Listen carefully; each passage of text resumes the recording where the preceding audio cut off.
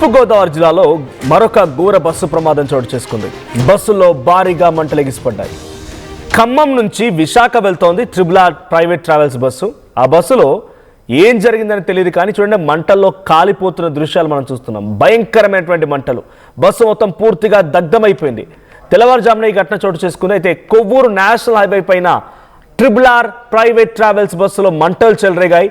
ఈ మంటల్లో బస్సు పూర్తిగా కాలిపోయింది. సో అప్రమత్తమైనటువంటి సిబ్బంది వెంటనే అక్కడ ఉన్నటువంటి ప్రయాణికులు మొత్తం కూడా అలర్ట్ చేశారు. ప్రయాణికులు దాదాపుగా కిందికి దింపే ప్రయత్నం చేశారు.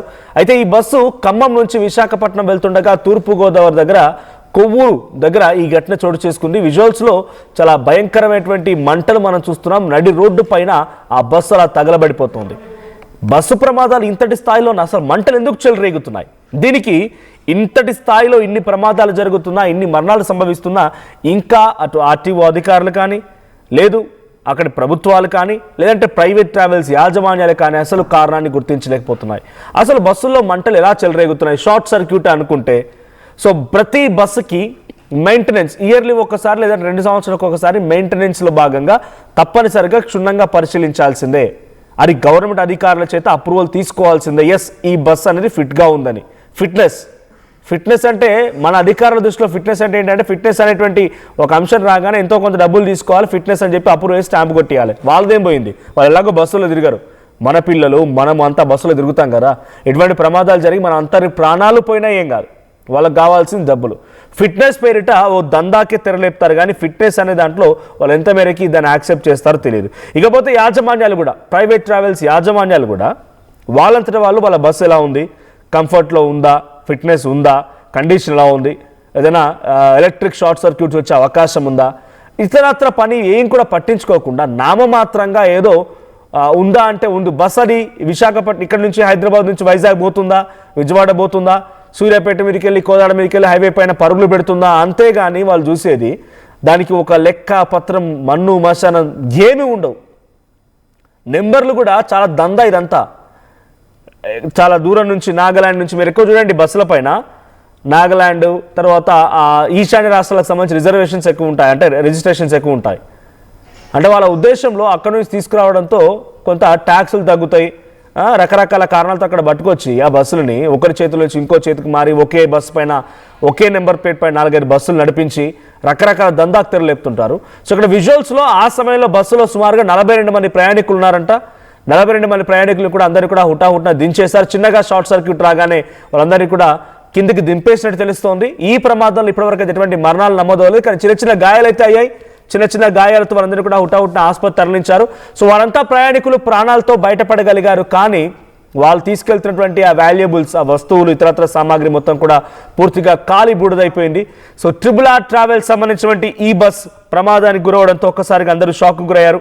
ఖమ్మం నుంచి విశాఖ వైపుగా వెళ్తోంది. కొవ్వూరు నేషనల్ హైవే పైన ఇప్పుడు ఈ బస్సు ప్రమాదం చోటు చేసుకుని తెల్లవారుజామున జరిగింది ఈ బస్సు ప్రమాదానికి సంబంధించిన సంఘటన.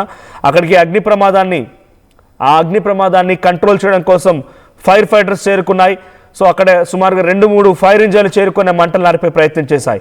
సో ఆ చుట్టుపక్కల పరిసర ప్రాంతాల్లో మొత్తం కూడా ఇప్పుడు అగ్నికిల ఎగిసిపడుతున్న సిచ్యువేషన్ కనబడుతుంది. అయితే ఆ ప్రైవేట్ ట్రావెల్స్ బస్సు ప్రమాదానికి గల కారణాన్ని అక్కడ ఉన్నటువంటి బస్సు సిబ్బంది కానివ్వండి, ప్రయాణికులు కానివ్వండి, అంతా కూడా ఈ ఘటనలో ఎలక్ట్రిక్ షార్ట్ సర్క్యూట్ అనేది తెలుస్తోంది.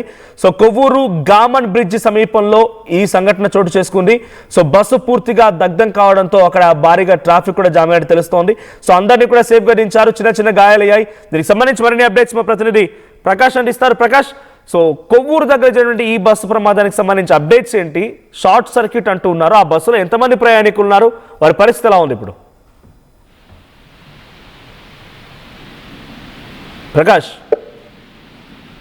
సో బస్సులో ప్రయాణిస్తున్నటువంటి ప్రయాణికుల పరిస్థితి ఏంటి? ఎంతమంది ప్రయాణిస్తున్నారు? మనోజ్, ఇక్కడ తూర్పుగోదావరి జిల్లా ఈ యొక్క కామన్ బ్రిడ్జ్ సమీపంలో అయితే కొవ్వూరు నేషనల్ హైవేపై ఘోర బస్సు ప్రమాదం అయితే చోటు చేసుకుందని చెప్పాలి. అలాగే ఈ బస్సు పూర్తిగా మంటల్లో పూర్తిగా కాలిపోయినటువంటి పరిస్థితి ప్రధానంగా ఉంది. అక్కడ అందులో ఉన్నటువంటి సిబ్బంది అప్రమత్తం చేయడంతోనే అలాగే పెను ప్రమాదమే ఎవరికి కూడా ప్రాణహాని అనేది తప్పిందని చెప్పాలి. కానీ బస్సు మాత్రం పూర్తిగా దగ్ధమైపోయినటువంటి పరిస్థితి ఉంది. అలాగే ఈ బస్సు ఆర్ఆర్ ట్రావెల్స్ చెందినటువంటి బస్సుగా అయితే అక్కడ అయితే గుర్తించారు. అలాగే ఖమ్మం నుంచి అలాగే విశాఖపట్నం వైపు అయితే వెళ్తుండగా ఈ ఘటన అయితే జరిగినట్టుగా కూడా ఇప్పుడైతే చెప్పుకొస్తున్నారు. అలాగే ప్రమాదం గల ప్రధాన కారణం అందులో షార్ట్ సర్క్యూట్ కారణంగా జరిగిందని కూడా చెప్పుకొస్తున్నారు. దీనిపై ఇక్కడ జరిగిన నేపథ్యంలోనే రోడ్డు అంతా కూడా ఇప్పటికే ఆ యొక్క ప్రాంతం అంతా కూడా ట్రాఫిక్ జామ్ కూడా అయినట్టుగా కూడా తెలుసుకొస్తుంది.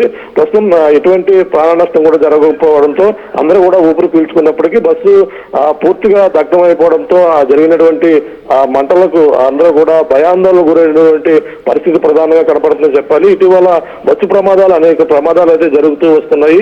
అందులో భాగంగానే ఇది కూడా జరిగిన నేపథ్యంలో ఎవరికి కూడా ఎటువంటి ప్రాణ నష్టం జరగలేదు. అలాగే కొవ్వూరు నేషనల్ హైవేపై ప్రమాదం జరగడంతో పూర్తిగా ట్రాఫిక్ జామ్ అయినటువంటి పరిస్థితి ప్రధానంగా కనపడుతుంది.